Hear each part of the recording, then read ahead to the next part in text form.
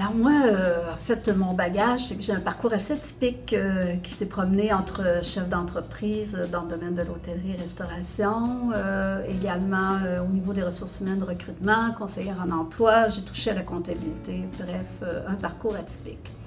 Et un jour, j'ai décidé de me poser dans quelque chose qui me rejoignait, auquel j'avais étudié quand j'étais jeune, c'était le domaine de la comptabilité. Et comme j'ai eu l'expérience de recruter pour des employeurs auxquels il y avait vraiment ce domaine-là auquel l'employeur a besoin, bien à ce moment-là, ça m'a donné l'idée de dire bien, pourquoi pas, je n'irais pas m'actualiser dans ce domaine-là, puis me trouver finalement un emploi qui répondrait à mon besoin de fin de carrière.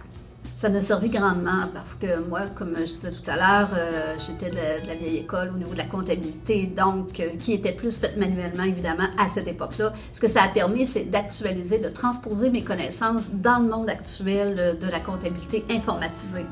En fait, au départ, c'était nouveau pour moi, des formations en ligne, donc c'était une adaptation. C'est sûr que j'avais des craintes au niveau informatique, comment j'allais me débrouiller, est-ce que je vais avoir du soutien. La personne qui m'a accompagnée là-dedans était présente. Lorsque j'avais des problèmes, je la textais. De toute façon, sur la plateforme, c'est possible d'aller poser nos questions, d'avoir des réponses. C'est possible aussi d'avoir des réponses avec les autres étudiants qui sont déjà en formation. Alors, ça aussi, c'est un autre avenue qui est intéressant. Donc, si jamais les gens craignent, est-ce que je vais rester tout seul avec moi-même pour faire la formation? Non, pas du tout. Il y a toujours quelqu'un qui va répondre. Le professeur attitré va répondre de toute façon d'emblée.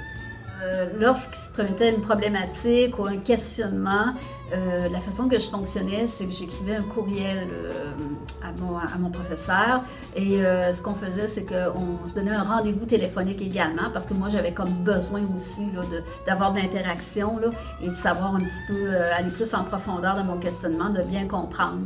Alors, on a procédé souvent par ça, ce qui était la meilleure méthode pour moi à ce moment-là.